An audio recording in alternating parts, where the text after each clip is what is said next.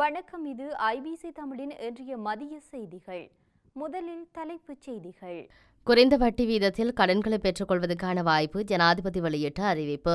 வவுனியா நிலநடுக்கம் பாரிய அழிவுக்கான முன்னெச்சரிக்கை, ஜாழ் பல்கலைக்கழக சிரேஷ்ட விரிவுரையாளர். கனேடிய விமான நிறுவனம் ஒன்றில் ரத்து செய்யப்பட்ட 40 விமான பயணங்கள். சிங்கள தலைவர்களை தேர்தலை புறக்கணிக்க வேண்டும், ராஜ்குமார் ராஜீவ்காந்த். பிரித்தானியாவில் முக்கிய பங்கு வகிக்கும் தமிழர்கள், டேவிட் கெமரூன் வெளியிட்ட தகவல். இலங்கையின் இன்றைய காலநிலை, மக்களுக்கு விடுக்கப்பட்டுள்ள எச்சரிக்கை. நீடிக்கப்படும் ஸ்ரீலங்கா ஜனாதிபதியின் பதவிக்காலம், வதந்தியை நிராகரிக்கும் எம்பி. தொடர்வன விரிவான செய்திகள். இலங்கையில் தொழில்துறையினருக்கு நிதியுதவி வழங்க புதிய அபிவிருத்தி வங்கி ஒன்று ஸ்தாபிக்கப்படவுள்ளதாகவும், அதன் மூலம் தொழில்துறையினருக்கு குறைந்த வட்டி வீதத்தில் கடன்களை பெற்றுக் கொள்வதற்கான வாய்ப்பு கிடைக்கும் எனவும் ஜனாதிபதி ரணில் விக்ரமசிங்கே தெரிவித்துள்ளார். இலங்கையில் முதன்முறையாக ஒழுங்கு செய்யப்பட்டுள்ள இன்டர்நெட் இண்டஸ்ட்ரியல் எக்ஸ்போ 2024 நேற்றைய தினம் ஆரம்பமானது. இந்த கண்காட்சியை நேற்று திறந்து வைத்து உரையாற்றும் போதே ஜனாதிபதி ரணில் விக்ரமசிங்கே மேற்கண்டவாறு தெரிவித்தார். ஜனாதிபதி தொடர்ந்து உரையாற்றுகையில், புதிய அபிவிருத்தி வங்கி ஒன்று ஸ்தாபிப்பது தொடர்பான செயற்பாடுகளை முன்னெடுத்துச் செல்வதற்காக பொருளாதார ஆணைக்குழு ஒன்று உருவாக்கப்படும். சிறிய மற்றும் நடுத்தர அளவிலான தொழில் முயற்சியாளர்களை வலுப்படுத்த என்டர்பிரைஸ் ஸ்ரீலங்கா என்ற புதிய நிறுவனம் ஒன்று ஸ்தாபிக்கப்படும் என்று ஜனாதிபதி தெரிவித்துள்ளார். வவுனியாவில் பதிவான நிலநடுக்கம் பாரிய நிலநடுக்கத்துக்கான முன்னெச்சரிக்கையாக இருக்கலாம் என ஜாழ் பல்கலைக்கழக புவியியல் துறை சிரேஷ்ட விரிவுரையாளர் நாகமுத்து பிரதீபராஜா தெரிவித்துள்ளார். வவுனியா மற்றும் அதனை சூழவுள்ள பல பகுதிகளில் நேற்றிரவு 11:02 மணியளவில் நிகழ்ந்த புவிநடுக்கத்தின் அளவு 2.3 ரெக்டர் என தேசிய புவிச்சரிதவியல் மற்றும் கனிம வள பிரிவு அறிவித்துள்ளது. இந்த நிலநடுக்கத்தின் குவிமையம் தாண்டிக்குளத்துக்கும் கூமாங்குளத்துக்கும் இடைப்பட்ட மாரிக்கரம்பாளையம். இந்த குவிமையம் புவிமேற்பிலிருந்து 10 கிலோமீட்டர் ஆழத்தில் நிகழ்ந்துள்ளது. இன்று காலை இது தொடர்பாக இட்ட பதிவில் கருத்துரைத்த பலர், கல் அகழ்வு செயற்பாடுகள் மற்றும் குழாய் கிணறு தோண்டுதல் செயற்பாடுகள் காரணமாக இந்த நிலநடுக்கம் தோன்றியிருக்கலாம் என தெரிவித்தனர். ஆனால் புவிநடுக்கத்துக்கும் இவைக்கும் எந்தவிதமான தொடர்பும் கிடையாது. வவுனியாவில் நிகழ்ந்த புவிநடுக்கம் 10 கிலோமீட்டர் ஆழத்தில் நிகழ்ந்துள்ளது. எனினும் இந்த கல் அகழ்வு மற்றும் குழாய் கிணறுகள் புவி மேற்பரப்பில் இருந்து வெறுமனே 100 மீட்டருக்குள்ளேயே நிகழ்கின்றன என்பதுடன் இவை வேறு பல பிரச்சனைகளை தோற்றுவிக்கும். பொதுவாக எதிர்வு கூற முடியாத இயற்கை அனர்த்தங்களில் புவிநடுக்கம் முதன்மையானது. உலகின் பல பிரதேசங்களில் நிகழ்ந்த பாரிய புவிநடுக்க நிகழ்வுகள் இரண்டாகவே நிகழ்ந்துள்ளன. முதலாவது மிக பொதுவானதாக வெறும் நடுக்கத்துடன் கூடியதாகவே அமைந்துள்ளது. இதனை உணர்ந்து கட்டுமானங்களை விட்டு வெளியே வந்து வெளிப்பிரதேசங்களில் நின்றால் மிக மோசமான பாதிப்பை ஏற்படுத்தக்கூடிய இரண்டாவது புவிநடுக்கத்திலிருந்து எம்மை பாதுகாக்கலாம். அண்மை காலமான பகுதிகளில் இலங்கையில் கடற்பிராந்தியங்களிலும் நிலப்பகுதிகளிலும் சிறிய அளவிலான நிலநடுக்கம் அதிக அளவில் பதிவாகின்ற நிலையில் இவை எதிர்காலத்தில் மிகப்பெரிய அளவில் நிலநடுக்கங்களை இடம்பெறலாம் என்பதற்கான சமிக்கைகளாகவே கருதலாம். குறிப்பாக வெள்ளப்பெருக்கு, வறட்சி, புயல், சூறாவளி, நிலச்சரிவு, புவிநடுக்கம் தொடர்பான இயற்கை அனர்த்தங்கள் பற்றியும் வீதி விபத்துகள் பற்றியும் தீ விபத்துகள் பற்றியும் இலங்கையின் அனைத்து மக்களுக்கும் விழிப்புணர்வை ஏற்படுத்துவதன் மூலம் இவற்றினால் ஏற்படும் உயிர் மற்றும் உடைமை இழப்புகளை தவிர்க்க முடியும் என புவியியல் துறை சிரேஷ்ட விரிவுரையாளர் நாகமுத்து பிரதீபராஜா குறிப்பிட்டுள்ளார். கனடாவின் வெஸ்ட்ஜெட் விமான சேவை நிறுவனம் 40 விமான பயணங்களை ரத்து செய்ய உள்ளதாக அறிவிப்பு ஒன்றை விடுத்துள்ளது.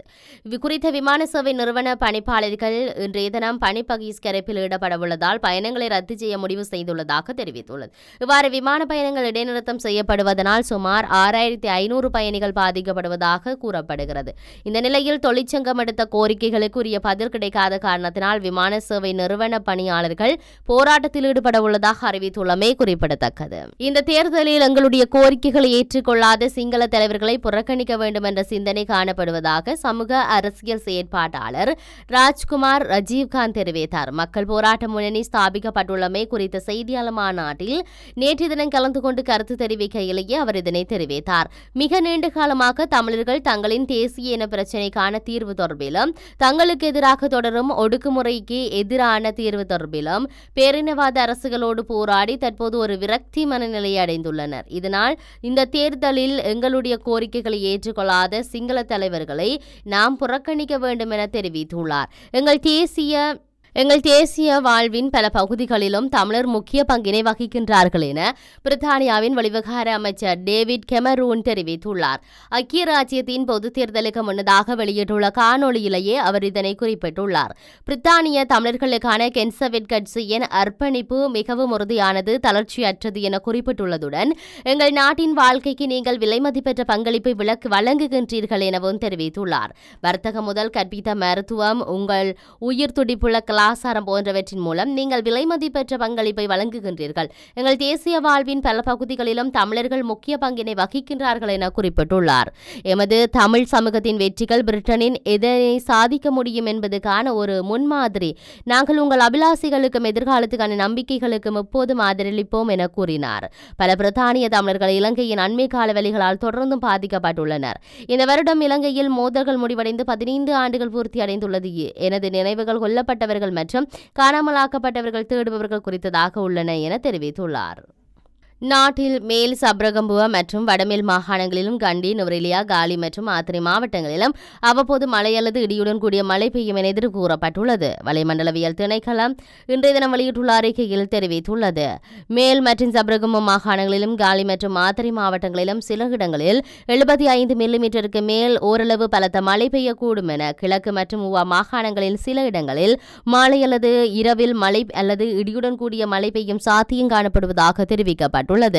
மத்திய மலை நாட்டின் மேற்கு சரிவுகளிலும் வடக்கு, வடமத்திய மற்றும் வடமேல் மாகாணங்களிலும், திருகோணமலை, ஹம்பாந்தோட்டை மற்றும் மொனராகலை மாவட்டங்களிலும் அவ்வப்போது மணித்தியாலத்துக்கு 40 தொடக்கம் 50 கிலோமீட்டர் வேகத்தில் பலத்த காற்று வீசக்கூடும். ஸ்ரீலங்கா ஜனாதிபதி ரணில் விக்ரமசிங்கவின் பதவி காலத்தை 5 ஆண்டுகளிலிருந்து 6 ஆண்டுகளாக நீடிப்பதற்கு அரசாங்கம் முயற்சிப்பதாக வெளியாகும் செய்திகளை நீதியமைச்சர் விஜயதாச ராஜபக்ஷ நிராகரித்தார். இலங்கையில் தற்போது நடைமுறையில் உள்ள அரசியல் அமைப்புக்கு அமைய அவ்வாறு செய்ய முடியாது என அவர் குறிப்பிட்டார். இது தொடர்பில் அவர் தெரிவிக்கையில், தேர்தலை பிற்படுவது தொடர்பில் அரசாங்கத்துக்குள் எந்த ஒரு பேச்சு நடத்தப்படவில்லை. தற்போதைய சூழ்நிலையில் அவ்வாறு செய்யவும் முடியாது. உரிய காலப்பகுதிக்குள் தேர்தல் நடத்தப்படும். புதிய அரசியலமைப்பு பற்றி கதைப்பதற்கு தற்போது நேரமில்லை. இலங்கையில் 4 தேர்தல்கள் நடத்தப்பட வேண்டியுள்ளது. இந்த நிலையில் அரசியலமைப்பை மாற்றி அமைக்க நேரமில்லை. அதுக்காக மக்களின் அனுமதியை பெறக்கூடிய சூழ்நிலை இல்லை.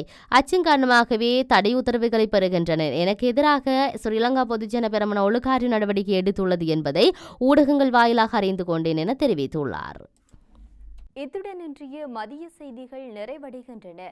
தொடர்ந்தும் செய்திகளை அறிந்து கொள்ள IBC தமிழ் நியூஸ் என்ற எமது யூடியூப் பக்கத்தினூடாக இணைந்திருங்கள். நன்றி.